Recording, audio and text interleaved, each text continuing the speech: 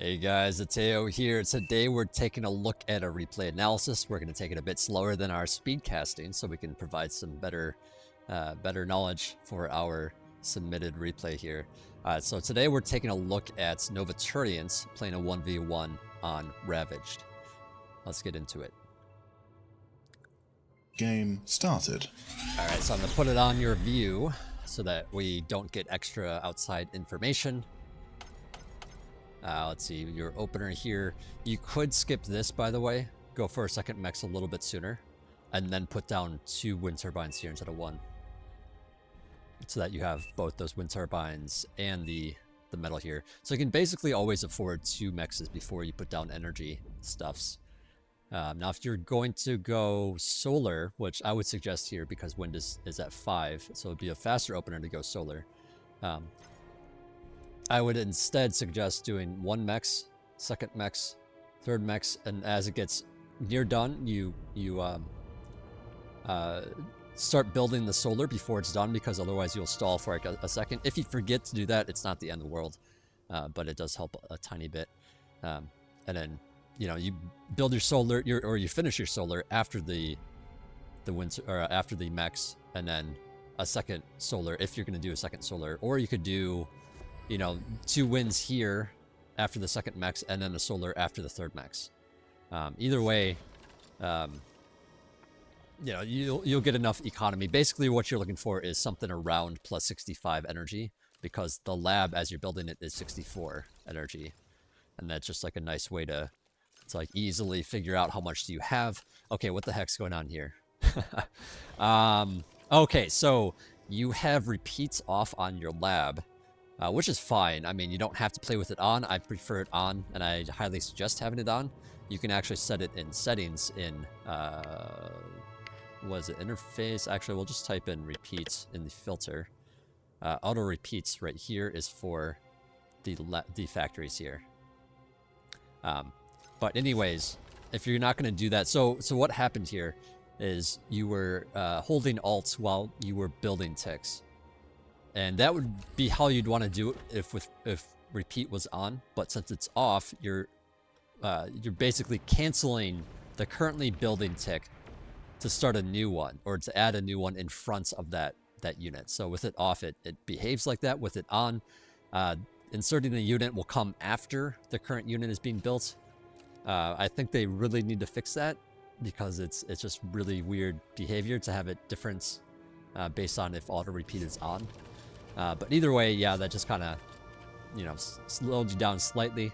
We should probably talk about your energy. Your energy's out, and you don't really want to be boosting. You don't really want to be building stuff when your energy's low. So this radar actually costs a bit of energy as well. 680 is it's not nothing, right? And if you're out of energy, you're just slowly doing it. Like, you can only go as fast as your resources that you have coming in can provide. So try to fix this sooner. Okay, so you're fixing it now, which is good, but try to see that sooner. It's very important. It's in the early game. If you don't fix it, then you're just slowing everything down, because you don't have the resources to like build with, essentially. There was a bit of something that happened here. Looks like a tick and goblin. Okay, so you're up against Legion at this point for sure. You might have known beforehand, but you for sure know at this point.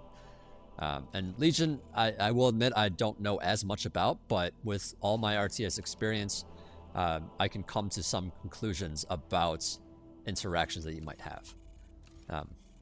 Especially in a 1v1, if there's like mostly goblins and what are they called? Satyrs or whatever, the like lobbers, or they used to be called lobbers, the plasma bot of the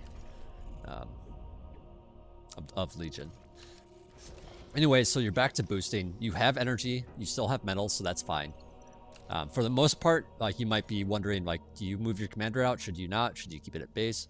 It really just depends on what you have going for yourself in terms of resources.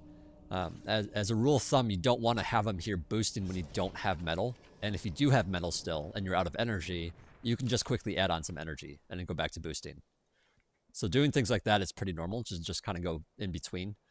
And that takes a bit of getting used to. Like, you know, to manage your units and take care of that it's not easy by any means, but it is kind of excuse me, that is kind of what you need to do. You know, so you kind of want to be glancing up at this top bar. If you're, you know, like even if you're microing, you want to be like, okay, am I good on energy? Am I low? Am I good on metal? Am I low?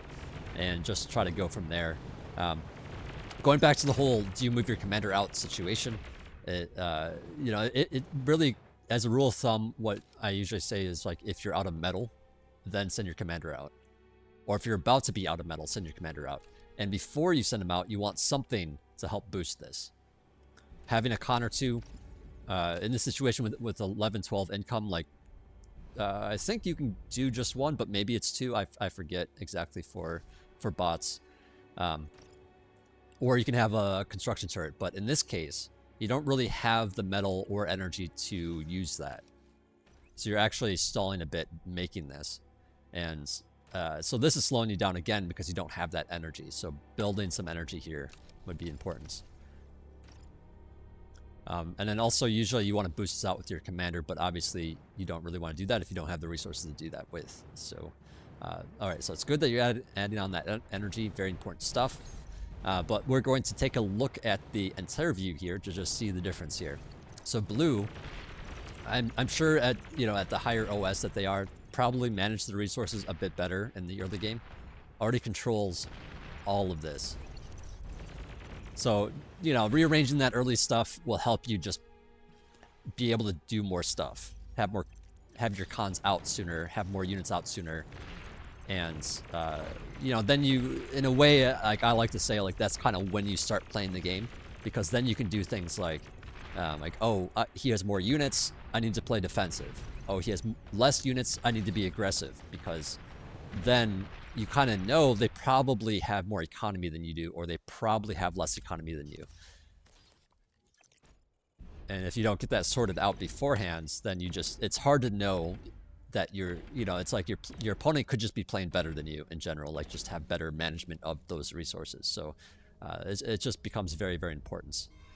This here, okay, the beamer's fine. I mean, this totally shuts it down. I would say since you're kind of walking outside of this radar range of yours, I would suggest putting down a second radar in this area.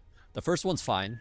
I mean, personally, I like to put it here more so that it's more on the map. But, I mean, if you are just trying to get a radar, like, it's totally fine to just put it wherever, type of thing. But yeah, having a little bit of radar here means now you can see this part of the map. Like all this stuff down here, which will help you determine if a raid's coming and deal with it a lot better. So that kind of stuff can be important. Radar up here, that's good that you're thinking about that. If you get here sooner, what I try to do is put, you know, start grabbing these mechs with your commander and put the radar over here, so that it's a little bit more forward. You get a little bit more information of what's coming down the line, and then from there, you know, like you basically want to set up. You want to like choke up the map, and so does your opponent. Your opponent wants like defenses to make it hard for you to raid, just like you want it to make it hard for them to raid. Now, as it is, blue hasn't done a lot of raiding. You haven't done a lot of raiding. But you are trying to raid with these pawns, and you run into all this resistance, and need to back out of there, which is fine. But unfortunately, those satyrs, those lubbers or whatever, are, you know, they got some extra range. It's hard to run away from them because of that. All right, so by this time, you know that blue has quite a few units out here. Again, that just has to do with the opener that I feel like I talked about extensively, but if you have questions, absolutely ask them. There's definitely a lot of things to like talk about just with that. So Bar is a rather complex beast when it comes to managing your resources. And then, you know, once you get that down, then it's more about like how do you manage your units in a general sense. And then you can kind of talk, or you can start thinking about like doing resources even better and doing units even better. But for now, like, it's totally fine. I would actually suggest zooming out to help you, but it is totally fine to kind of look at micro as the big picture, like not like individual battles. Like you don't really want to be zoomed like in like this during a match when you're battling. because like yes, it can help to see stuff so clearly and be able to micro stuff, but then, well, no, you're not looking at, maybe you have a battle over here that you're not looking at. It's hard to like watch everything, so I suggest zooming out as much as possible. I don't know if you are or aren't. I suppose I could go to your camera. Whoa, that was crazy. I feel like I hit the button once, but it kept flipping. So yeah, you're pretty zoomed in here. You zoom out, take a look at this. Okay, come back. Okay, so you're actually not a slow player either. You got 45 APM, which is not bad for bar. Whoa, your camera must be turned around that many times or something. It's like crazy. But anyways, the more zoomed out you are, the easier it is to pay attention to what the entire thing is doing. And I would say, for the most part, that is far more important than the individual little micro that happens. So I guess what I'm saying is look at the micro as in a macro lens, like as a big picture, like what's going on here. Do I need units in this region? Okay, let's send some units. Do I need units over here? Oh, maybe there's an opening. Let's go for that. So yeah, just being zoomed out lets you see all that a lot better, a lot easier. And it might take some getting used to. I came from a StarCraft background, you know, well, I guess any old school RTS that I played, it's always like much more zoomed in, right? So it's like, you know, in StarCraft and Red Alert and stuff like that, it's sort of like you want to like be zoomed in, but then also pay attention to the minimap. And so what's recommended for that is like, you know, your eyes kind of go in this triangle of like, okay, you're looking here, right? And then you're looking at your resources, and then you're looking at the minimap, and you're looking here, and you're looking at your resources, and then the minimap, and you're just constantly cycling through that so that you can determine, oh, I have enough money, let's build something. You know, I have a situation over here I need to deal with. Okay, let's zoom over there. You know, so you're constantly like kind of moving around like this, or maybe you have, you know, using hotkeys obviously makes it a lot easier. But the point is, in bar, you have the ability to zoom out. So you can kind of do things over here and do things over here at the exact same time. It's like move, move, move, or select, move, move, move, move, move. Like whatever, you know, kind of fighting just as a general sense is very, very helpful. I would actually go as far as to say that it helps with the micro of battles and the macro. Like the macro being, like, is there an opening to send units through? Okay, let's do that. Okay, I'm in trouble in defending. Okay, let's do that. You know, like paying attention to all these different things going on in a bigger way, not like individual units need to back up or go forward or anything like that. That'd be like the macro sense. The micro sense of it would be like, okay, these units could be repositioned a little bit better so that they eke out more damage or take less damage or whatever. Or maybe this unit's hurt, let's pull it back, let's repair it, let's send the other units forward. Like stuff like that would be the micro part of micro. But yeah, before even talking about all that, I know I kind of just went on a tangent about it. Definitely get your stuff at your base sorted, and that means glancing at your resources a lot. Now you did an air transition here, which is fine. I think you've kind of realized that you're in a bad situation here economically because blue owns this here. You don't own this. Blue owns that. And you don't own this. So blue just has the stuff that you don't. And that puts you significantly behind because that's actually a significant amount of metal on this map since it's so small and there's not that many mexes. So let's see, if we just think about the clusters, like 1 cluster, 2, 3, 4, 5. So, you know, blue has 5 clusters, you have 1, 2, and 3.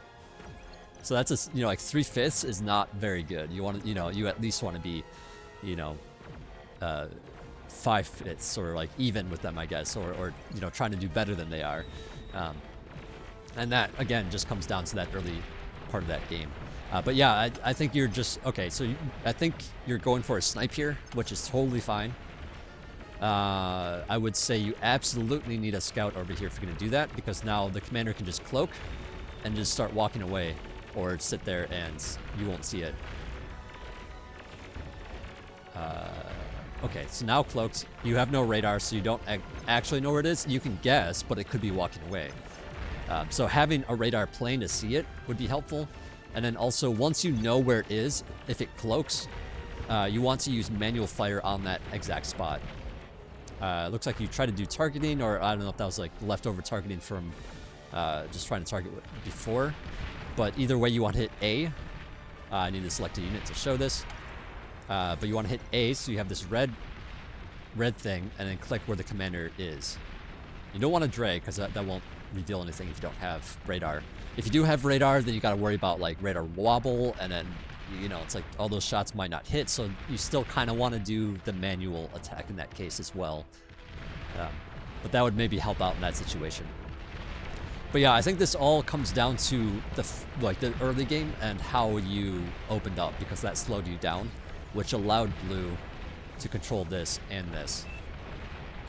I think, yeah, so you GG at this point, which is fine. I want to talk just a little bit more about like army movements in the very early game.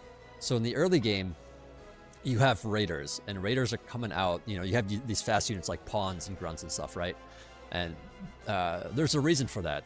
Like, these units are faster. They don't have a lot of armor. Like, they don't really take a lot of hits, but they are a little bit cheaper. So with using their speed and their cheapness, you want to send them down avenues and try to get something done as much as possible. Or if you're defending, maybe you need to defend against certain things. Once your opponent starts going into something like lobbers, like plasma bots and stuff, something that's a little bit more expensive, but they're a lot slower, it becomes a lot more difficult to defend that, because, or I should say, it becomes more difficult to defend it with raiders. And so then is a good time to like switch into lobbers yourself. But that is, I should maybe put a prerequisite on it, where you also want to consider what is available for raiding. So in the early game, you controlled this a little bit with your commander. Blue was over here. So these were kind of choked off, or these were kind of like already, like I think blue had units here, and definitely had blue units here. So you can't really raid down there because there's just too much defense. There's too much like stuff going on there, right? So what you want to do is send your raiders down this way, or up through here, or over through here. And you did that a little bit, but try to do it a little bit sooner. And some of that again comes down to the early game and it's like how that happens. But yeah, raiding until these paths get closed off is nice. Or maybe the path gets closed off here, like these LTs are here, then you need to find a different way. And then maybe you come over here and maybe there's more LTs. It's like, okay, well, I can't really raid very easily right now. Let's switch into something like, thugs or maces or whatever. But they are slower. It's a little bit harder to defend with them. So you kind of also need your areas choked off, or you want to have pork in those areas. Like you want something here, you want something here, something along all your avenues as well to deal with stuff. Sorry, the drawing's getting a little messy. So you had a beamer here, you have your towers here, so that kind of guards this whole section here. You had some units here and some stuff here. So that kind of allows this to happen from raiding units. So if you go into like maces at this point, and this is open, then things like raiders can very easily just run in there. Now, it's just one avenue. It's pretty close to your base. So like you can totally just defend it with maces as well. Like that, this is like probably the least important avenue to shut down, just FYI. So it's fine. It's kind of fine that it's open. And then a lot of battling tends to happen in the middle of the map, because then you're switching into maces and slower things that are powerful, but aren't very good at getting around your opponent. Anyways, I hope that talks about a whole bunch of stuff, a whole bunch of things for you to think about. And if you need some clarification or have any questions, absolutely feel free to ask them, especially in the thread. The thread's the easiest, I think, for that. Because like then any of the mentors can just jump in and like answer whatever question, or I will if I'll pay attention as well, of course. But anyways, I hope you learned something, and yeah, I'm gonna sign out. Thanks for watching.